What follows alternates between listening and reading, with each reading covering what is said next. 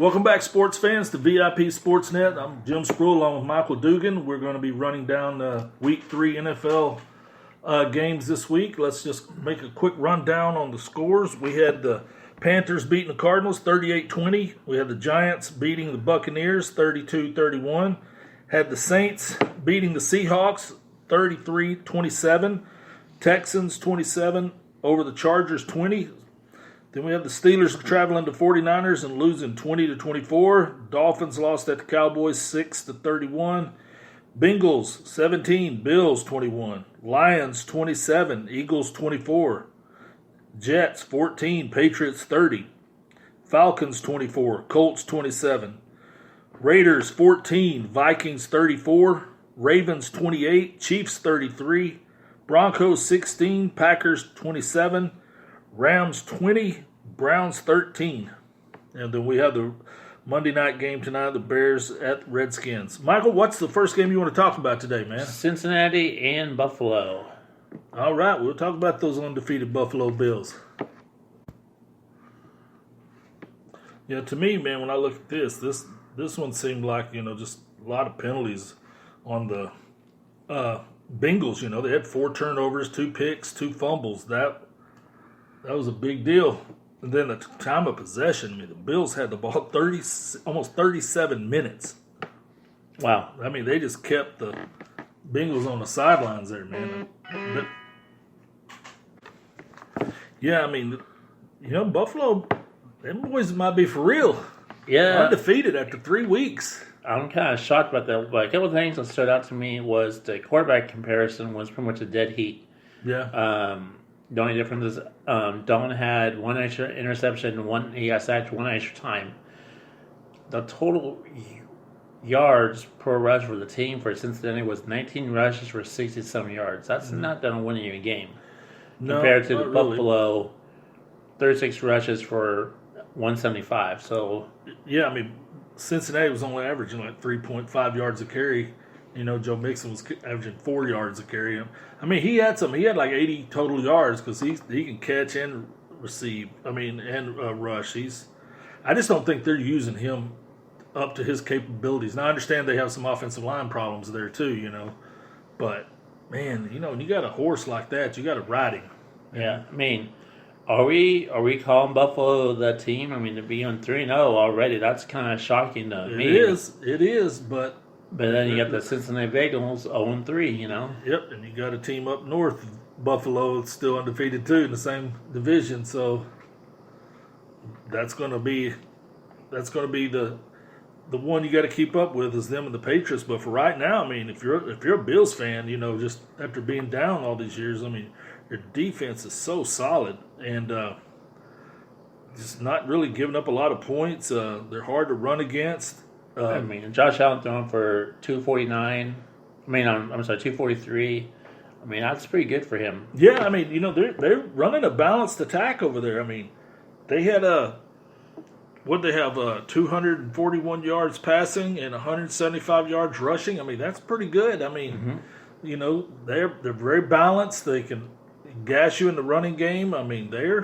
They made some concentrated efforts to improve their offensive line, like we talked about in our preview, and they really have, it seems. And this one's going to be a fun team to keep up with, see if they can keep this going, because they come out of nowhere to do this. But it's pretty much that defense and that balanced offense they got.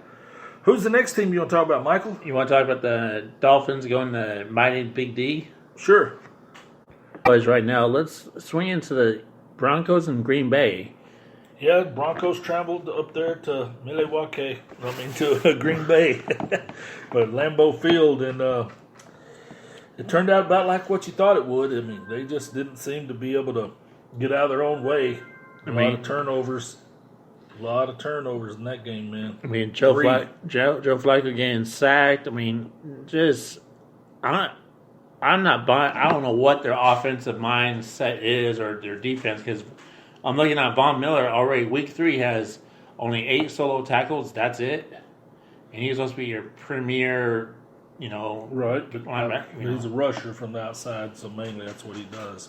Yeah, man, they didn't really shoot themselves in the foot. They didn't have but 3 penalties. okay, they didn't particularly pass the ball all that well, but their total yards, I mean, they were 310 to 312 for the Packers. Packers did pass the ball a little better, 235 yards passing at a 17 for 29 yards per pass, so like 8.1. The Packers 77 yards rushing. Like, both teams averaged over 3 yards a carry, so it wasn't anything great. The turnovers were a big part of it. The 2 fumbles lost and the interception, and Packers didn't turn the ball any. But the Broncos had the ball for 35 minutes compared to 25 for the Packers. It's so hard to go in there and win. I mean, they're not going to beat themselves there. I mean, is Green Bay that good, or their this defense apparently is, right? I mean, they are not. I mean, they kind of trimmed that. They trimmed that offense this year. I mean, their defense. They got rid of Clay Matthews. Right. I mean, they bring in a head coach that everyone's buying into, and it looks like Aaron Rodgers likes him. I mean, but a lot of motion stuff and some trickeration down on the goal line and stuff like they weren't using before. But it's they're just not that high flying, just throw the ball every play like they were. And I like what they're doing. I mean, it's you can't argue with the results. 3 wins, 0 losses already. And if you're looking as a Broncos side, you're 0-3. Yeah. I mean, it doesn't get better for them. They still got to play Kansas City twice this year. And, and Chargers. Yep, Chargers twice. I mean, this could be probably the worst season I'm thinking for the Broncos having. That's well. I mean, yeah. And they're predicting 5-11. I'm just still trying to figure out who the 5 wins are supposed to be with. Right. Yeah, you're like, okay, when they bringing in Locke? Is he still hurt? When do you just say, okay, this is enough of Flacco? It's a little early to hit the panic button, but the way you're trending is not in the right way. Your running back, your running game is not Lindsey, leading rusher the other day, 21 carries for 81 yards. He had 2 touchdowns. I mean, the Packers leading rusher, with Jamal Williams out of BYU, he was 12 carries for 59 yards. Cortland Sutton, he did get on the field for, even though there's some doubt about him playing, he was probable for the Broncos. He had the 5 catches for 87 yards. And Scantling had the 6 catches for 99 yards and 1 TD for the Packers. So that one ended about the way I thought it was going to end it. Oh, I didn't pick. I mean, you know me. I didn't pick the Cowboys. I mean, I didn't pick the Broncos to win at all. So what's the other game you want to talk about? Let's talk about the Panthers and Cardinals. Yeah, this game was close through 3 quarters. I mean, Cardinals come out and got on them first. With a 1-yard TD pass to the ageless wonder Larry Fitzgerald. Then, the Panthers came right back with a 5-yard pass from Kyle Allen, who just had a magnificent day yesterday. Oh yeah, man. He was 19 of 26, 261 yards. He had 4 touchdowns, man. And then McCaffrey on the running game for the Panthers, 24 carries for 153. But Murray, man, a lot of that though was those stats were built on that 76-yard electrifying TD run he had there. But third quarter, Murray got sacked 8 times for 46 yards lost. And he threw once again 2 touchdowns, 2 interceptions. That's pretty much been the norm. That's the rookie thing with him. It's do some things good, some things bad. But the time possession, Arizona had the ball for over 31 minutes. Mm-hmm. Where do you if you're Arizona, where do you go? What do you do? Well, it's just lack of talent. If I was Fitzgerald, I'd be like, and I came back for this.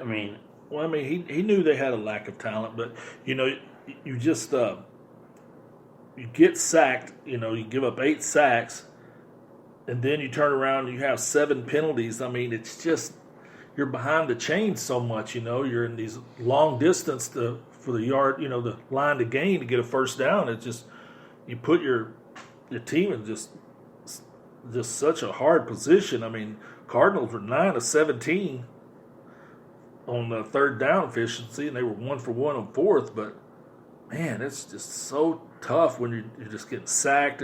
But we knew this. We talked about this year in our preview show. We talked about how bad the Cardinals' offensive line was probably going to be, even though Kyler Murray is electric and can elude almost anything. When you're just that bad, it's don't care who you are. I mean, and if I'm Carolina, I'm like Cam who? To have that. Yeah, I mean that's undrafted free agent.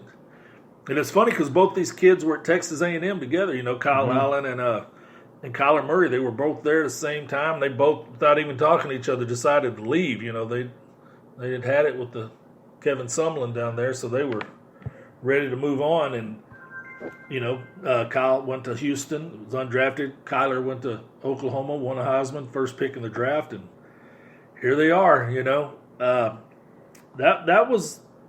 Because I honestly thought that would be a closer game. And like I said, it was for 3 quarters. It wasn't until the fourth quarter, when Christian McCaffrey had that 76-yard touchdown run. That was kind of the thing that broke their back right there. But Carolina's got some weapons. It's the intriguing part for the future now is how bad is Cam really hurt?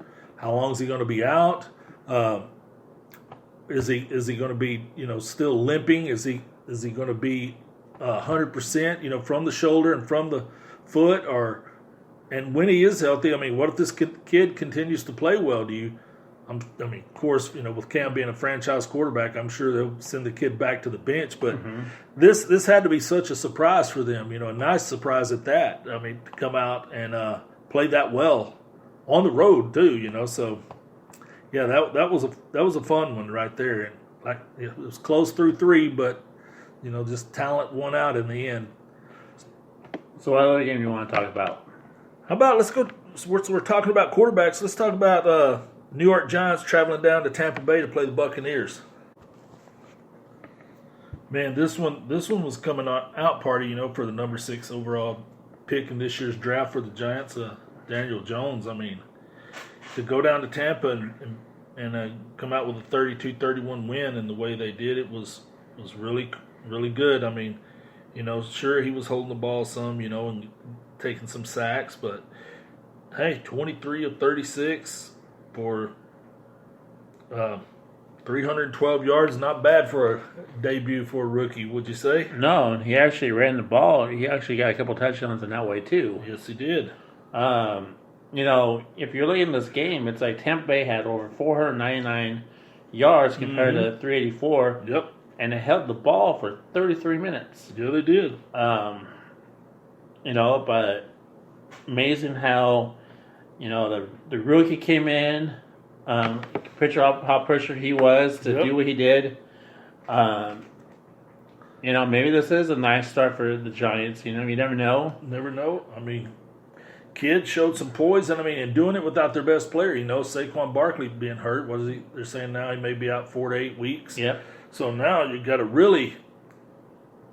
have to really be on your toes because that everybody was loading up, especially Tampa was loading up not to let Saquon rush on them. Yep. And then the moment he goes out, okay, we can go back and start playing with 6 and 7 defensive backs again and try to shut this rookie down. They did have the 2 turnovers. And they overcame it. They just kept on, just kept fighting, kept plugging away. And, I think Bruce Arians probably wants a redo on that, calling that timeout on that field goal. But he said he meant to do it. He didn't back away from it. But, yeah, losing the 2 fumbles could have proved costly, but they weren't. The kid shows a lot of poise. I know the excitement level now in New York is just going to be over the roof for this kid, I mean, the same people that were booing the pick are the same people who was clamoring for him after preseason games. Now buying the jerseys and buying the T-shirts and buying into what the Giants are doing. But he does have some concerns with the ball security.